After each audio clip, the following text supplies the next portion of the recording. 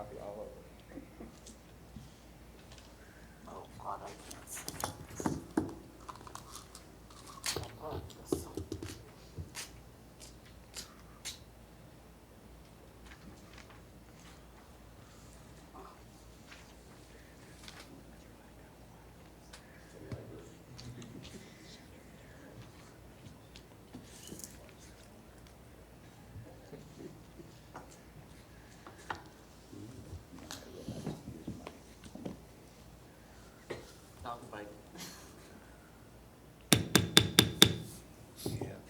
Good afternoon. I'm Eula Clark, Mayor of the City of Stewart, calling together a special meeting of the Stewart City Commission and the Community Redevelopment Agency and the Community Redevelopment Board. Today is July 26, 2021 at 4:30 p.m. We're here in the Commission Chambers, City of Stewart, 121 Southwest Flagler Avenue in Stewart, Florida. Clerk, would you please call the roll? Community Redevelopment Agency, Chairperson Clark. Yes. Vice Chairperson Matheson. Here. Board Member Bruner. Here. Board Member McDonald. Here. Board Member Meyer. Here. Board Member Campenny. Here. Board Member Wilson. Here. Community Redevelopment Board, Chairperson Lewis. Here. Vice Chairperson Campenny. Here. Board Member Dooley. Here. Board Member Jacobson. Here. Board Member Schroth. Here. Board Member Waka. Board Member Wilson. Here. Thank you. Could we stand for the Pledge of Allegiance? And this time we're going to have the chairperson of our Community Redevelopment Board, Mr. Chris Lewis, to lead us in the Pledge of Allegiance. I pledge allegiance to the flag of the United States of America and to the republic for which it stands, one nation, under God, indivisible, with liberty and justice for all. Thank you. Yeah.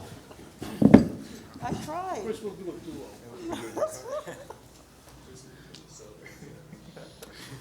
We have an agenda presented to us.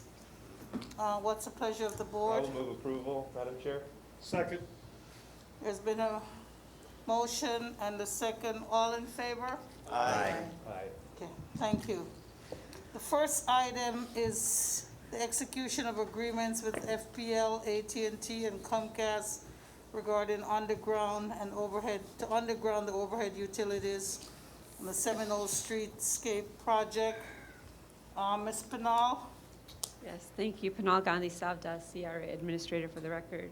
Like you stated that this is a resolution to execute an agreement with FPNL, AT&T, and Comcast to do the underground of utilities as part of the Seminole Street project, and also to finalize the designs. The FPL cost is estimated at $33,000. AT&T cost is about $95,000, and Comcast cost is about $77,000. The projected cost for city installation, we will have to go through the bidding process to underground the FPL lines and communication conduits is approximately $85,000. And this includes the connection to for the existing FPL customers to the new FPL underground facilities. The total cost for this conversion is approximately $300,000. We've already budgeted for this. It's in the CRA reserve under the project undergrounding of utilities for Seminole Street. So today's staff is just requesting approval of resolution number 05-2021 to execute agreements with FPNL, AT&T, and Comcast. Move.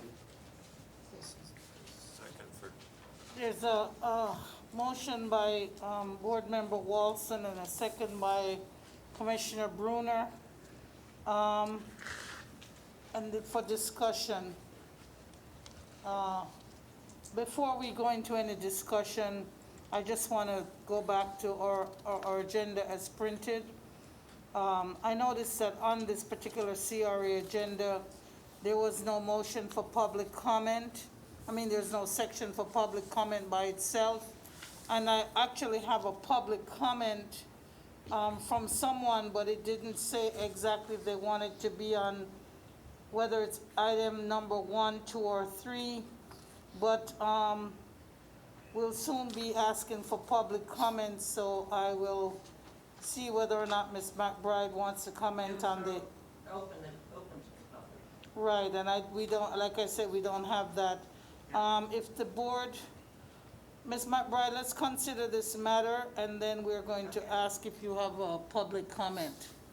Okay, thank you. All right, so we have a discussion, Mr. Matheson?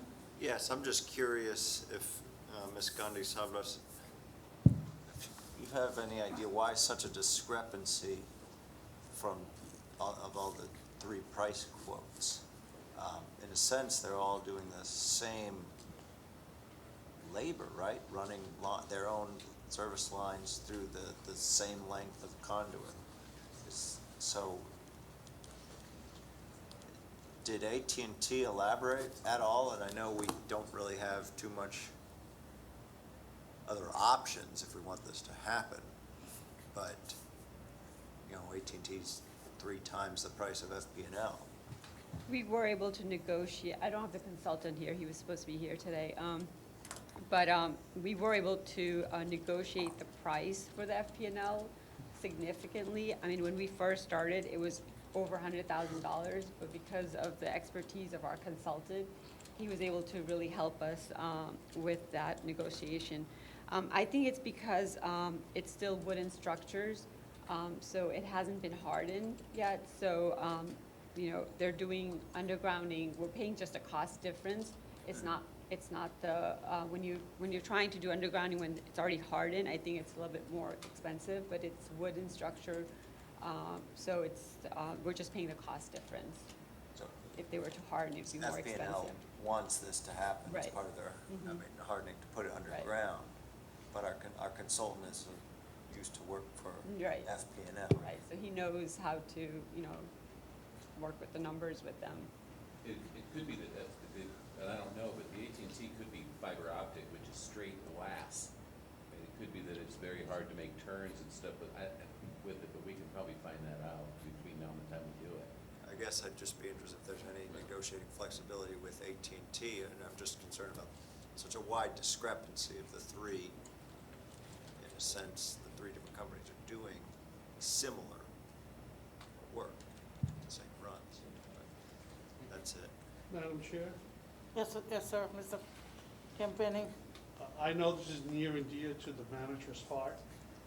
And I also know it's in the budget. And I'm gonna vote yes for it because it is in the budget. But I think this is a big waste of money when we have so much else we could do with the CRA funds.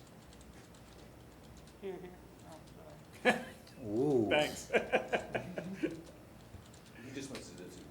Well, negotiating the price down on every of the 3 companies. I don't care how much you pay for it, I think with everything else that the CRA should accomplish, this is not way up there on the list.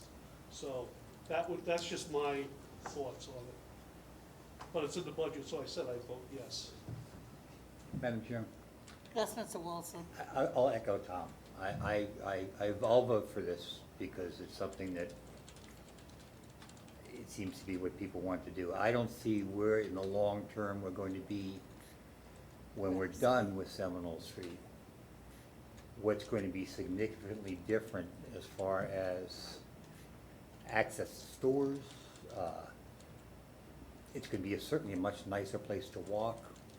Is there going to be any significantly different as far as a main street?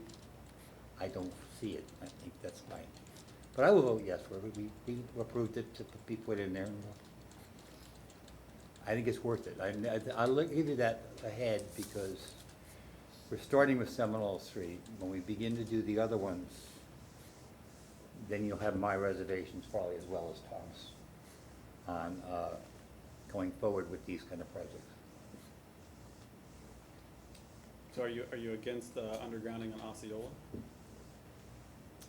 I would probably have approved Osceola first before Seminole. I don't see where Seminole is a, I can't remember the phrase, pig's ear, whatever you want to call it. I don't see where it'll be significantly different after we expend all this money to where it makes a big difference. Now Osceola, That is the main, that's the feature of our town, that's the main drag in town. Flagler even more so to some degree. If we were putting the money in there, I think I'd feel we'd be putting much better use to it than doing Seminole. But I could be proven wrong when the thing turns out to be a Disney World Walk of Fame and beautiful. And I think it'll look beautiful, but did we ever consider, you know, having an assessment on the building owners? Not for the whole thing, but to lessen what we pay? Because if they're getting a benefit, why should the entire CRA pay for the benefit of only 20 property owners? Yeah, but you can say that about any neighborhood that we've got. Yeah, and I probably would. I will dissent from that portion of Tom's comment. I just think we have a sowsy year here. I don't know what we'll be looking at when we're done. Commissioner McDonald?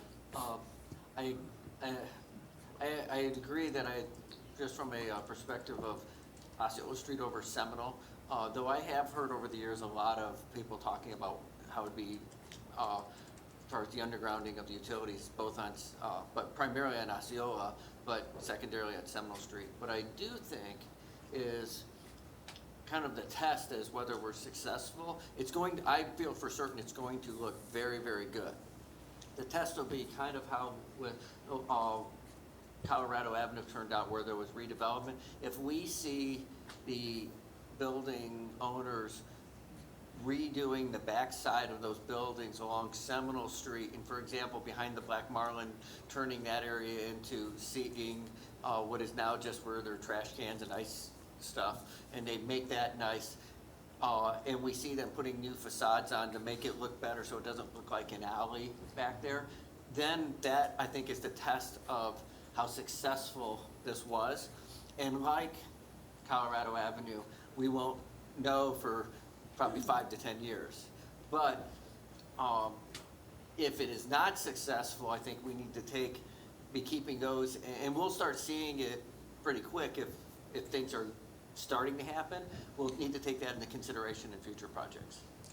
I'll tell you that Pinal and I, we did discuss undergrounding Osceola first, but it just didn't make sense with the construction that was gonna happen on Seminole to do Osceola first, so that's why Seminole went first. Well, that makes sense. And I'll tell you what, I don't ever want to go through closing Osceola Street again and the grief that I received over that. And then the other thing is, you may or may not know this, but, you know, Kilwins is gonna be moving over the next year, and they're planning with their new facility to do a pass-through with doing a backside entrance off Seminole, so it'll be double-sided. So I think as that picks up, and if the restaurateurs there at the end do comply with making that courtyard a restaurant environment, you have 3 more businesses that are accessing from the Seminole side. Okay, Board Member Schroth?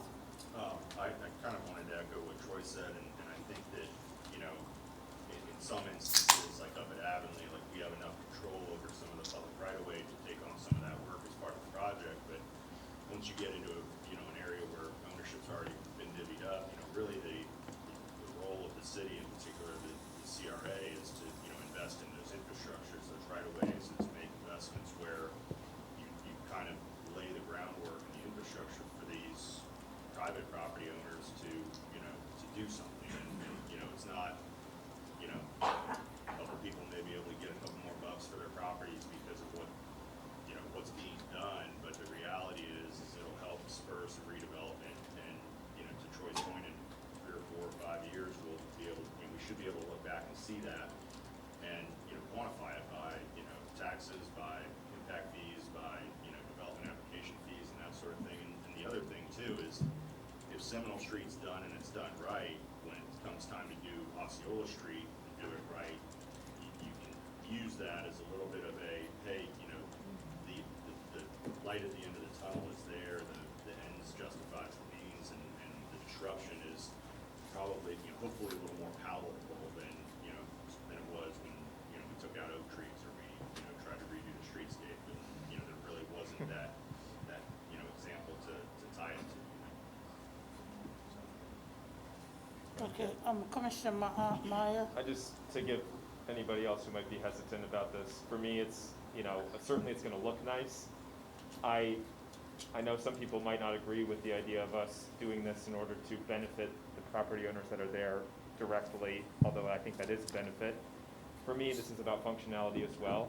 As someone that, you know, it's in the heart of our downtown, it currently is like an alleyway, but part of that is not just because the building frontage doesn't meet the street.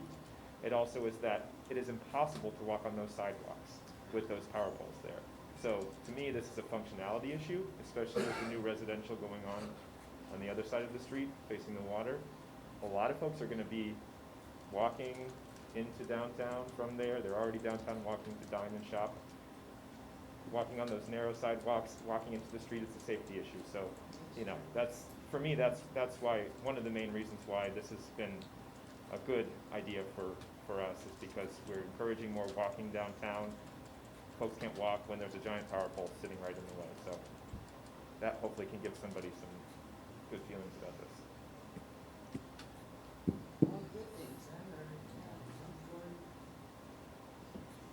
Any other comments?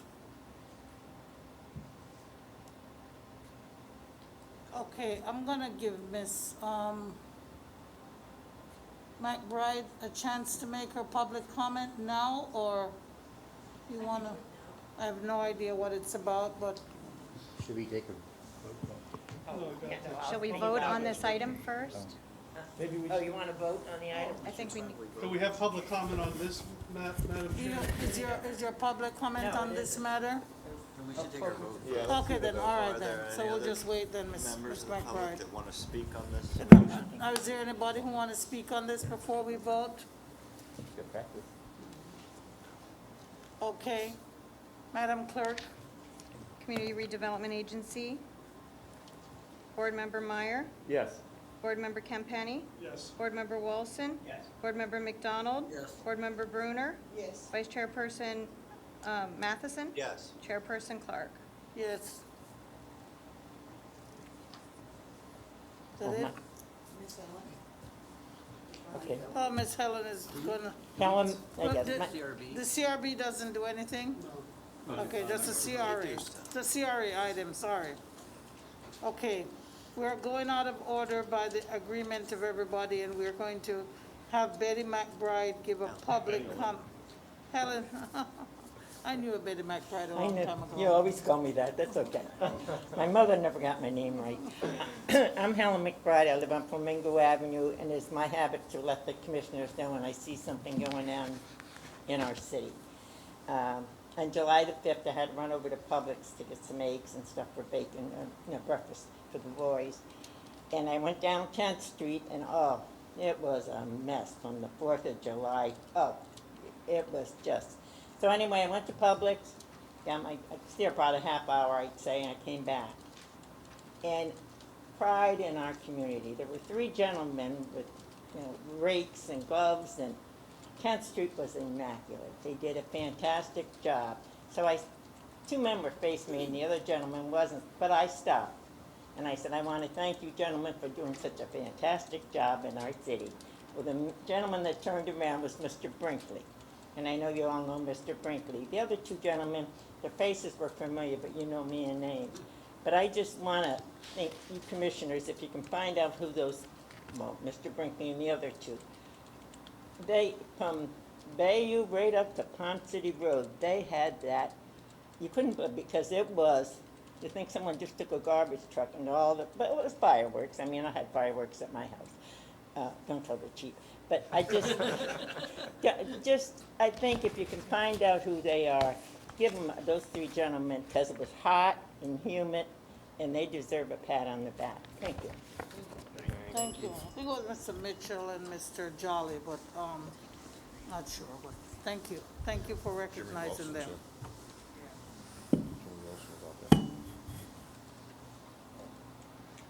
Thank you. The next item is a presentation of signage, family options for the gateway and the district signage. Ms. Yes, thank you again. Savdas Gandhi. Candy Savdas. So the CR initiated this project for a gateway beautification project to improve the appearance of city's entryway to the downtown area. It's a 2-phase project. The first phase is the federal highway median improvements, which is undergoing right now. and expected to be completed by end of August. The second phase of the project is to improve the signage and welcome our visitors to downtown and special districts. So the CRA contracted with Kimley Horn to develop the conceptual for the gateway and district signage. We came up with two options of signage family, which includes the horizontal gateway signage for major entry points where we have more space and right-of-way to put those type of monument signs. We would be replacing the existing gateway signage that are along US 1 and Canner Highway.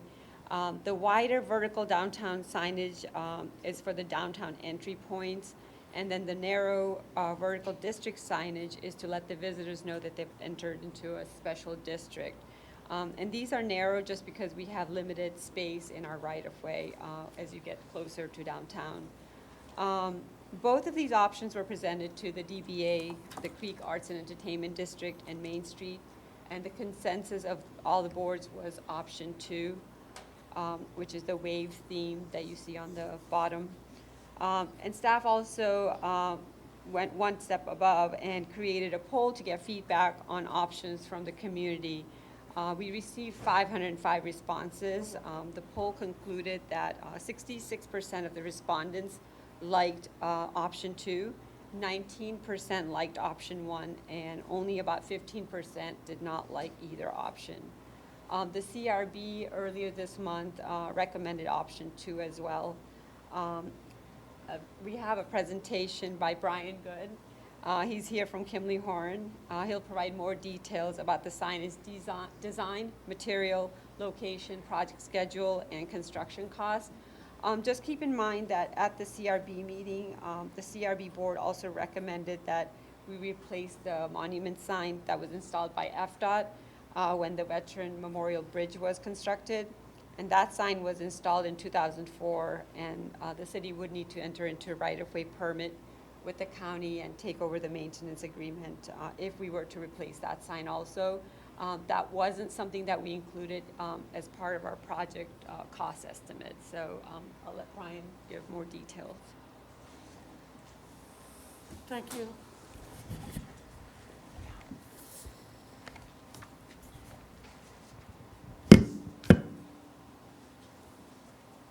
Good evening, Brian Good, Kimley Horn and Associates. I have a brief presentation that I'll walk you through the signs, and hopefully it will spur some conversation associated with the efforts that staff has made to date. If I can. Can I ask a question? Sure. Is it possible that he could be like by Mr. Walson in the middle of the room? What? Yeah. I think we can manage that.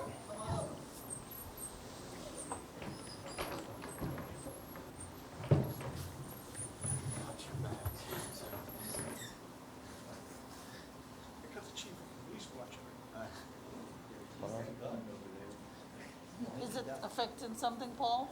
No, he's okay. I just want to make sure that. Thank you. Thank you, sir. Can you advance it, because this is still not. Yeah, I thought her face is too small. Is that what it is? So as Ms. Gandhi Savdas explained, we presented two options to the community to develop two signage options. The first one is abstract sailfish theme. There's the larger horizontal monuments, which are kind of gateways into the city, and I'll show you where we're proposing to locate those. We have more vertical monuments, the downtown signage, which we placed along US 1, north and south, as well as along Dixie Highway. And then we have the various district signs that I'll go through where those are intended to be located within the community. If you could, option 2 is a river wave theme signage package. Kind of plays on some different themes within the city that resonated with staff and the residents. So these are the existing and proposed locations for the larger horizontal monument signs. The images that you see up there show what is out there today as far as monument signs as you enter in key points into the city. North US 1, that sign would intended to be relocated with a larger horizontal monument sign. We also have that very similar sign on South US 1 down by Parkway and Southeast Grand. Ms. Gandhi Saldas did mention that The previous board had recommended the replacement of the FDOT constructed sign on South Canner, as well as there's another blue and gold typical city monument sign located down at South Canner Indian Street as well. So right now, I believe the proposal is to relocate all 4 of these signs moving forward. Excuse me, may I ask a question? Sure. Did we consider putting one up all the way at the north, at the beginning of Green River Parkway? Which is all the way up the north to the right side, there is a road there that comes down into, which is becoming one of the main roads into Stewart. We did not, but we can look at that with staff, see what opportunities that would present. If I could, Pinal, can I ask you to forward it?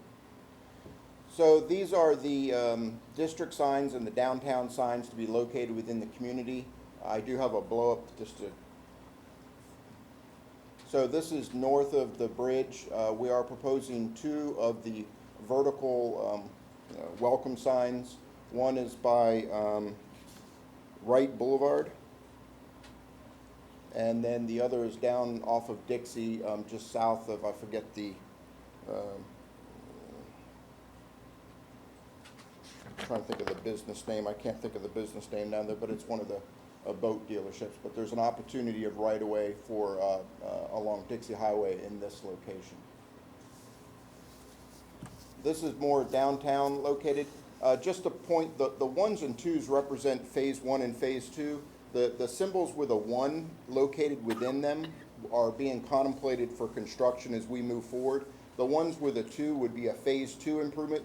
The reason why we have it broken out in such a fashion is the locations that we've identified with a 2 we feel are ideal locations for district signs coming into various locations of the community.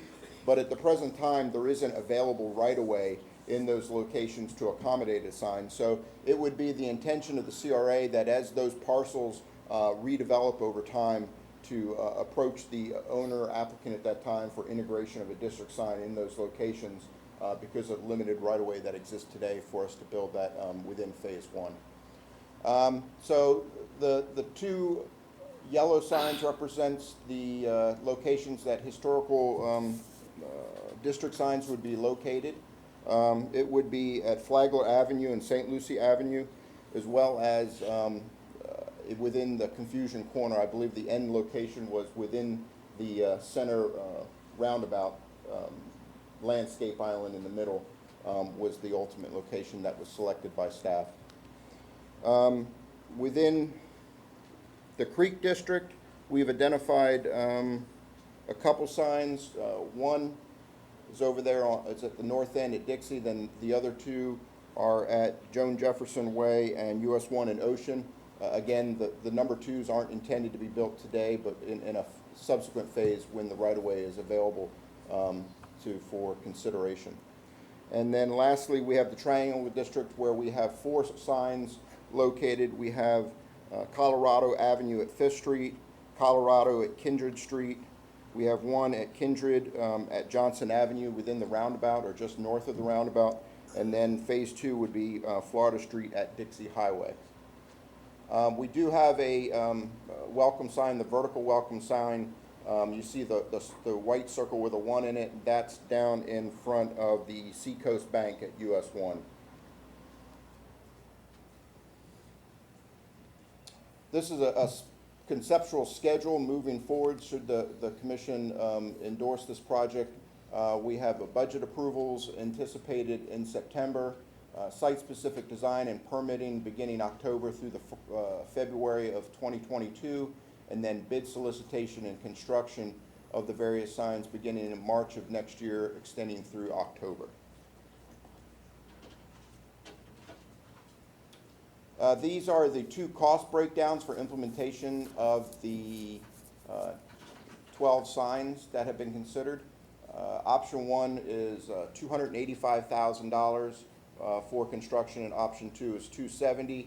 There's just a slight difference in materials. When we were going out and soliciting pricing from various sign manufacturers, they gave a slight difference in how each of the sign would be costed out. And that concludes the presentation. I'd love to entertain any questions at this time. Madam Chair, I'll move the recommendation, but I'd also like to add to my motion Troy's idea. I think it's an excellent idea, and I think it's an excellent amount of money to spend after we just spent $300,000 And I'll second that motion. on that, on the underground, yes. I know that Commissioner Matheson has a comment, but I just wanted to say, I appreciate what Ms. Savdas Gandhi and the consultant have done, but I was not enthused at all about any of those two alternatives from a artistic point of view or giving a message or branding point of view for the city. Maybe the one with the water and the wave is okay. I see the one that, people didn't vote for with the sailfish as some type of a skeleton or metal thing. You know, we have this whole dead fish idea that we've had for the river. And I just would think like, are we a dead fish community or something? I did not like it at all. I don't think that even with the wave and those other things, I don't think it does anything. It doesn't say anything. You don't get a message. You don't get a oomph. I did not like any of it. I don't even know if I voted for it. I saw the survey. I was probably not one of those 555 people. I did send it out to a lot of people and ask them to vote. But yeah, I don't know. And even the color blue, I'm just whatever. But I'll wait for everybody to make their comments, and Commissioner Matheson, then Commissioner Campenny, then Commissioner Walson. Everybody line up. I just said my stuff first because I knew that whatever. Turn your side. I should did turn my recognize side. myself. Yeah, I recognize myself, see? Okay, Commissioner Matheson. So, I don't think I could support the two options. I've asked a lot of residents. I did take the survey. Stewart's not known for waves. I love waves. We are known for sailfish, and we have a great brand and marketing sign already. I don't see a ton of change. We also are known for our uniqueness. Everyone I asked about the option that didn't get picked equated it to the railroad. Unless I gave them the backstory that it was an abstract sailfish, they didn't get that. All the railroads and contentious issue. I see why that didn't make it. Everyone I ask about this one equates it to entering a generic mall like the Gardens. I'm sorry to entertain that, but Stewart has unique artists that live here. We have a great brand right up there. When I look there, I see better and different. We have been, and we set records for being, top catches of sailfish. I know they're not in our river, but that's something that we can, brag about. When I see this sign, You can't see it. now we see what you see. That's the When I sign see for that me. sign, this sign, the city of Stewart, that to me screams quaint, small town charm. Now, when I look at budget and spending it, I actually, the agenda item beforehand, in the long term, if it does work, as a lot of the comments were made, I see a greater return on our investment for hardening and making Seminole a walkable street. I do also think, though, that this would be a worthwhile amount of money to spend if it's the right signage.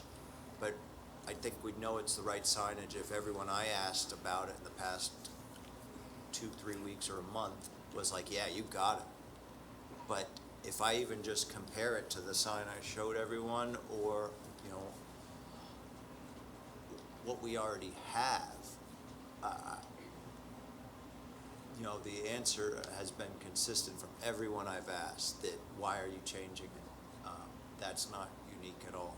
Yeah, And I colors, think, everything. one, it should definitely include the sailfish, but two, it should, everyone in this table should be excited about it if we're gonna spend that amount of money.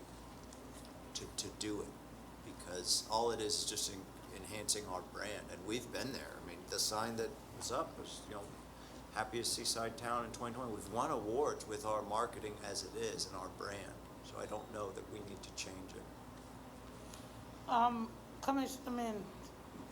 Board Member Campany. Couple things. You know what, I don't know if it's good or bad, to be honest with you. And in my former life, I managed hundreds of buildings, co-ops and condos, and one thing I always did was stay out of that part where we decided what color to paint the lobby and what the furniture should be. So if you don't want to do this, that's fine. But, and I understand you talk to people, but people took a survey and they overwhelmingly supported one idea. And so if we're going to do this, we should support the idea that the overwhelming majority of residents who took the survey support. And I think you're right, Barrett. I think we have a great brand now, and but if we're gonna change it, I think we should change it for what the residents have looked at. Not just listening to people, you know, our friends and everybody else, because they had their chance to take the survey. Do you think if they had The picture one of- more option of what we have now in that survey, They could have had. they didn't have that option. They had could have neither had. option. There was 6 options, Yeah. right? There were They didn't have three options, they didn't have to choose either. Two or And they didn't- either or There neither. was actually 3 options Yeah. presented. There 3 was option options. 1, option 2, and then neither of And the neither. options. So, I'm not saying we should do this, and if you believe, and if the CRA believes, we should go back and use our existing brand, I could very well live with that. But if I don't think we should pick apart what's already been chosen by so many residents overwhelmingly. That was just my concern. Board Member Walson. Yeah, I frankly was the only one who spoke against this at the CRB meeting. I was in the 15%, didn't like either. I didn't think they were traditional. I did not think they were classy. I think Merritt says it all by pointing up at that. Turn that film on. That sign, and so I can't repeat much more other than the fact that I think people had to choose between 2 of them and they chose. You know, if you choose between shooting me in the knee or shooting me in the arm, where would you rather have me do it, you know? I think if given a choice with Shoot. something that, Stewart is a classy town, it's a traditional town, and I don't think either one of those speaks to that. It speaks to Art Deco, which I don't frankly think we are. I like what we have. I don't know what sent them off on that kind of artistic tangent. Commissioner McDonald. I actually like it, but I am also the least creative, and as with many folks at my house, I'm not allowed to pick colors. So, but one of the things I liked is when I first saw it, and it's not quite right for it, I thought the metal, the lines, instead of being waves, were actually mangroves. And I think if they were, and the emphasis that we're putting on the river, if that was modified, again, I'm the least creative, so I'm not even sure how you do it, but modified to be more like mangroves, and, you know, and the emphasis that we of course, at the same time, I agree with Merritt, and we've had the history of the sailfish, but I don't think a sailfish has ever been caught in the city limits of Stewart. But we do have an emphasis on the river and the mangroves, and I can be happy with pretty much anything. I actually like just the traditional, not that one, the one that's The blue sign? The sign with just Blue one. not even the blue sign, the one that just is the outline of the sailfish that says Stewart, which I think is that's the one that's at The one I Indian. want to tear down. Okay, Replace. Right. the DOT bill, yes. Yeah, the DOT. I mean, I like that sign a lot. But I do like. I think this particular one, Can we of put the the two, selfish there? I felt it was a little bit classier. But I think it could be better. So can I suggest, everyone else agrees that we play on the sign that we have already and let staff and the consultant go back and redesign with that in mind, or maybe just that. We also have the other signs to mark the different neighborhoods. So whatever we choose, it has to sort of fit in with those signs also. Right. But if we're not ready today to choose either of these things, maybe we should go back. Thank you, Commissioner Meyer, then Commissioner Bruner. Thank you, Madam Chair. Oh, sorry, Commissioner Meyer. Mr.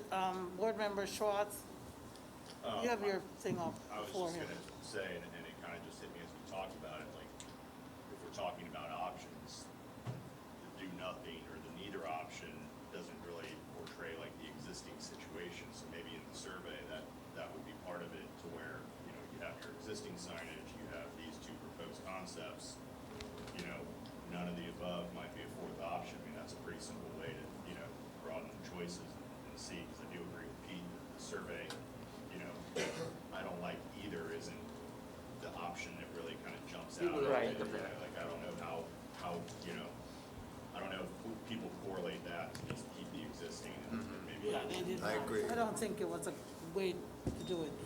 Commissioner Meyer, Thank you, Madam Chair. I tend to agree with Vice Chair Matheson. I took the survey. I spoke to a lot of people who took the survey. People behave differently in surveys. People are rule followers, and there are people who are not rule followers. So for me, it's hard for me to choose the neither option, just as the way my brain works doesn't do that. So I chose this, but I chose it holding my nose. This looks like beautiful, bland, bokeh, blah. And yeah, gardens, it's so nice, but it's just not us. And the first one, I immediately thought fish skeleton. So I think a lot of other folks did as well. I agree. I will be honest though, and again, this is we're a bunch of politicians talking about design, which is we need to be careful about. I'm not a huge fan of the sailfish outline motif. I think it looks a little like, I don't know. I think our seal is so classy. It's Art Deco, it's our colors, it speaks to the history of the city. We have the existing signs with the sun in the background and the sailfish jumping. Our city manager has an image of one of the welcome signs north of the bridge in front of the hotel. I mean, I think we have a decent, I think they look small and insignificant. They're right near big light poles. If those were mounted up on a nicer monument, raised up a little bit higher with maybe just a treatment of the colors. Maybe it's not blue background with white lettering, but rather the reverse with the seal. I think that we can work with this. I agree. This is a huge change. There's already change happening in the city and new growth and development. I think this is a place where we can hold on to the branding we've had. So nobody ever agrees with me. I don't understand. I agree with you. Commissioner Bruner. No, I pass. I just said that. Madam Chair, let me withdraw my motion. And I want to have a substitute motion that staff work with Kidley Horn to develop a sign similar to what we have been using, and then to come back and go from there. There's really no rush on this. I'll second that. Motion and second. Any comments on that motion? Do we need any public comments before we vote? Public comments? I have a question. Public. Is it, 1 second, we're gonna have a board member, sorry. Is your motion just to do the district signs? No, And everything goes back. Okay, Mr. Paul, is that your comment or is that someone on the Zoom? Me, personally. Yes, sir. Mr. Paul is now transformed to a regular citizen. Super tech. Thanks. I live in Jensen, right behind the mall, so I drive by that sign that's there right near the hotel every day. And I'll tell you right now, today, well, the last meeting, the board meeting I was at, that's the first time I ever knew it was there. So, I like what, Meyer said, maybe put it up, you know, because it is a small sign, and it kind of gets lost, especially with the bushes around it. And of the two options, I agree with a lot of everyone's sentiment that I think a lot of people probably didn't think, oh, if I pick neither, that means pick something different or keep the same. We normally don't connect those things. And while, yeah, 500 something people pick that, how many people live in the city of Stewart? What's our total population? 500 seems like a lot, but as a representation of our overall population, it's not statistically significant. And to me, this seems more like I'm walking into one of the resorts in Hutchinson Island, and there's like 600 of those in a row. So it doesn't, like you guys said, it doesn't say plain little Stewart, which we are. But at the same time, I personally don't like our blue signs that we have. I've got lots of complaints, I'm sorry, but it looks, to me as a 24-year-old, it looks old. You're counting, right? Yes. Cut him off. Where's the bell? It just doesn't really particularly scream, hey, we're Stewart, we're not left to the dust, we know what we're doing, and, you know, we're with the times. But I like the seal, I like our sailfish. I like telling everybody all the time, I live in the sailfish capital of the world. Granted, yeah, who catches the sailfish in the river, but that's us, you know, and I feel like that is an important part. I liked the fish skeleton, but I liked it as a design, I don't think it should be the sign. Thank you, thank you. Madam Mayor, for Oh. the record, sailfish have been caught in the river. It's been a long time. But Were you alive? Is that in Wikipedia? I was not alive. Was Pete alive? I heard he was from the beach All at right. Sailfish Point, or in the inlet or something. My wife said they used to see sailfish when she was a little girl in the river. Okay. Yes. Mr. Walson? I would just echo Mr. Paul's. I think it is, the one we have, the blue sign that we have currently is very New England. It almost looks New England-y, traditional kind of thing, city of Yarborough or whatever. But our seal is a beautiful, beautiful thing. And put on a monument sign and bigger, I even think Mr. Paul would like it. Well, at least he'd notice it, maybe. You put that in the middle of the road, you're gonna notice it. So, I mean, I think we need to go back with it, go back and do it again. I'm very proud of the mayor for leading off. I was the only voice on the CRB that said, I'll vote no. Okay. So Thank you. Let me call the question so we can move on to the important stuff. Okay. Yes, which is, May I ask who seconded? I did. Thank you. Okay, we've had public comment, and we have comment from the presentation. Any further comments from the public? So we're still in the throes of this. Is it going to be, just a discussion thing where wait, hold on, do we have to do you're gonna do one by one roll call, or we just wanna have a all in favor to go back and take it to staff? Mary, can you read what you have as Mr. Campani's, No, I don't know that I caught it motion? all, but I do have it recorded. Staff work with to develop a sign similar to what we have, and that's, I didn't catch the rest. Yep. Similar to Is that our pretty much it? seals. Okay. Okay, It would be a Okay. motion to reject the two submittals. and Okay, bring so back- include that in my motion that we reject the two submittals. Second. okay. So Mary, are you going, do we need a, roll call, or we're just all in favor? Or you want separate boards to respond? This is under the CRA, so So I just can roll call CRA? CRA. Why don't we take a CRA roll call? Yes, have a roll call. Thank you, Mr. Mortel. Sure, Clerk? sure. Vice Chairperson Matheson? Yes. Board Member Bruner? Yes. Board Member McDonald? Yes. Board Member Meyer? Yes. Board Member Walson? Yes. Chairperson Clark? Yes. Board Member Campenny? Yes. Thank you. Thank you. Our next agenda, thank you, sir, for your Thank you very much. presentation. Thank you. Our next agenda item is regarding the grant cycle, and the applications for the Business Improvement Reimbursement Program for 2021. Ms. Savdaskanda, again, oh, Gandhi Sabda. Gandhi said. I messed it up again. That's Sorry. okay. So this is the second grant cycle for the Business Improvement Grant.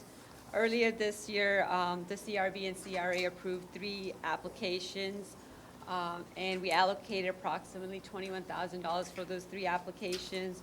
There was a remaining balance of about $29,000 for this fiscal year, so we reopened the grant cycle, and we have received 3 new applications. Just a brief overview of the program goals and objectives. It was created to provide incentives to property owners to improve the exterior of their building or storefront within the CRA. The program is consistent with the CRA plan, and throughout state, there are other cities and municipalities and counties that administer this type of program. It adds value to the property, and it's returned to the CRA as TIF revenue. The program provides a reimbursement of 50% for a total of not to exceed $10,000 for each project or applicant. Staff reviewed the applications and allocated points based on the 9 new criteria that were established last year, and used the scoring tier for grant recommendation. So like I said, we received 3 applications. The first application is Motor Cars of Stewart. It's located at 309 South Federal Highway. The applicant is requesting to remove an existing pole sign and replacing it with the monument sign. The cost is approximately $15,000, so the applicant is qualified to receive up to $7,948. Some of the benefits to the CRA is they will be removing non-conforming sign, replacing with a monument sign to add aesthetic to the federal highway frontage. It'll improve the visibility and have a positive impact on the business. It's more attractive and adds value to the property. Currently, the property is 1 parcel, so they're only allowed to have 1 sign, and they've applied for grant for 2 signs on this parcel. So I have made the applicant aware that, whatever does get approved today, they will have to comply with the code requirement when they apply for building permit. So this was the criteria, 9 criteria that we used to evaluate the application. The applicant received a score of 52.5 points. This is the existing pole sign and the proposed sign. The second applicant is Tropic Tint. Again, the same owner, located at 317 South Federal Highway. They want to remove an existing pole sign, replace it with a monument sign. The cost for that is $16,354. The applicant is qualified to receive $8,177. Again, it would have the same benefits as the other application. The applicant received the same score, 52.5. Here's existing and proposed monument sign. The third application is Zayat Investment. It's a retail plaza, as known as the Harvey Plaza, located at 502 Southeast MLK Boulevard. The applicant is making numerous improvements, including new awning, painting, replacing stucco bands, replace gutters, parking lot improvement, signage, and new landscaping. The cost for the project is $24,500, so the applicant is eligible to receive the full amount up to $10,000. The project will improve the condition and the appearance of the property. The new awning will call attention to the storefront, will help the sales of the businesses, improve and attract new businesses and shops to the area. Property owner often is motivated to make additional improvements, and as I understand that he is planning to make some interior improvements to the existing property, and it also motivates surrounding property owners to make improvements, and also contributes to revitalizing the MLK corridor. This application received a score of 80 points. This is a summary of all the 3 applications and the grant allocation. So staff is requesting approval and to accept staff recommendation for the grant disbursement to the applicant. And once this is approved, the next cycle will open again in October when the fiscal year 2022 grant budget is approved. And this concludes my presentation. Thank you. Pinal, can you go back to that Zayed, right there? What's the white, what's the white thing? Oh, that's because I did a snippet from Google Earth. It's from Google Earth, so I just did a snapshot. So it's showing the arrow. Madam Chair, I'll move approval of the three. There's a motion and a second. Is there any public comment on any of these three projects? We have a commissioner comment, Mr. Matheson, Mr. Meyer. Just two quick questions, and I apologize, I was away for a second. In the past, we've discussed these projects needing to, or us liking to see multiple bids. Did I miss that? Right, sorry, that was part of my presentation. Okay. We do request 2 bids for each applicant, but because of the economy and like all the businesses are really busy, it was really hard for them to get 2 quotes. Okay. So, I mean, in Zayed's case, we know that the cost is definitely going to be more than $20,000, so I thought that was justifiable And I saw to they had receive one contractor $10,000. with lots of stuff. Right. The other thing for the Zayed proposal, it wasn't very clear, but are they proposing to remove the island in front of the building there and Right. remove that tree?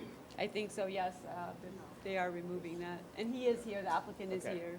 And it said landscaping to be planted on the sides of the building. Right. So I mean, I generally don't like the idea of us ripping out a landscape island and a tree, but how does this fit into our MLK streetscape plan that we're gonna be looking at? Yeah, we're going to have on-street parking in front of the businesses, so this would be removed. It would be removed It would be anyway? removed regardless, right? Okay, well, there you go. That's it for me. Madam Mayor, I just had a quick question for our staff. Forgive my ignorance, but is there a height restriction, and this may come up, on monument signs in our code?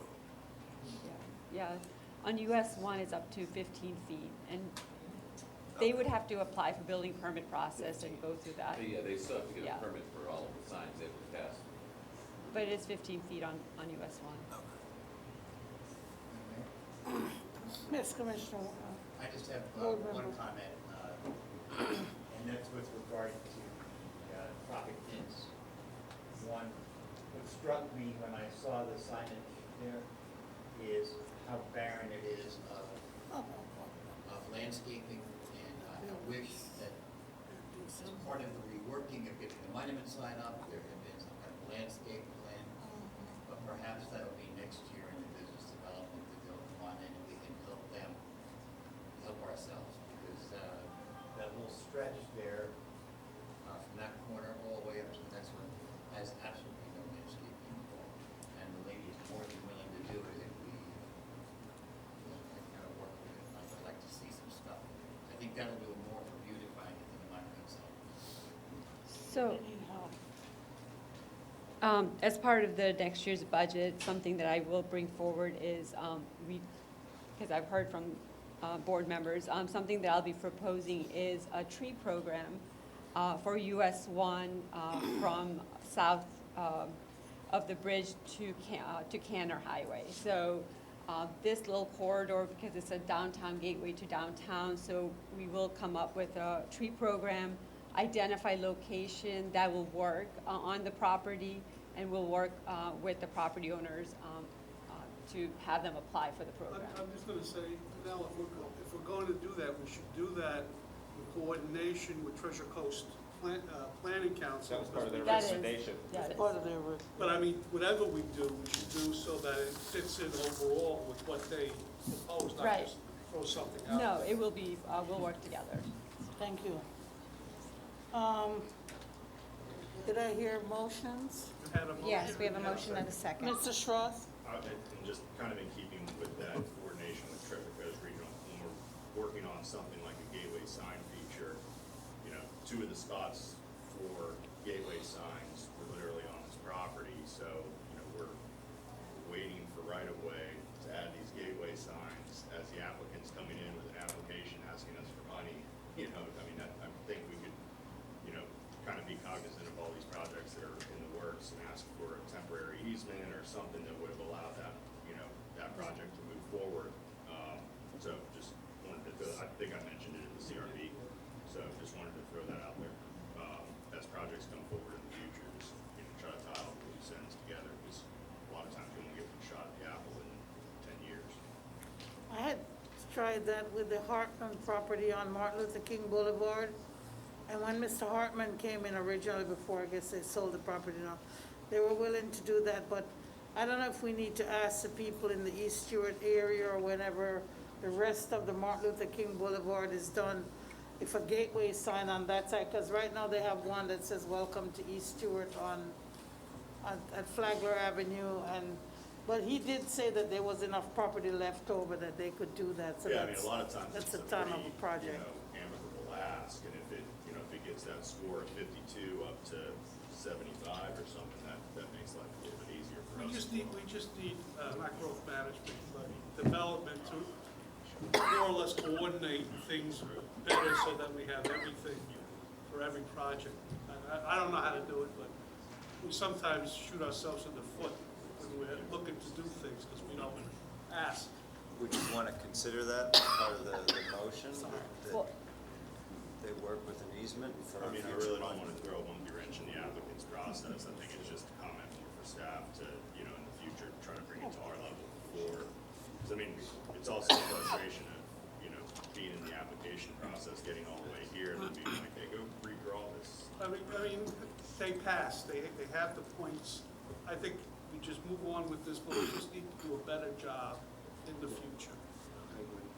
I just want to state that I did look at this property, and the building is right along the property line, so there is no opportunity for a signage on the north side. I think there is an opportunity if we get a property owner on the south side interested in the grant program, that we could work with him, with that property owner, to get an easement for Ocean to put a sign. Thank you. Call the question? Yes. Are we gonna do all in favor? No, this Can't, is it's money. involving We're money. gonna go with money, okay. So let's go to the vote then. Okay, Board Member McDonald? Yes. Board Member Meyer? Yes. Chairperson Clark? Yes. Vice Chairperson Matheson? Yes. Board Member Wilson? Yes. Board Member Kempenny? Yes. Board Member Bruner? Yes. Thank you. I don't know, okay, hold on. Minutes for the joint CRB meeting. Second. There's a motion and a second. All in favor? Aye. Okay, thank you. Is there any further comments from the Community Redevelopment Board or from the City Commission?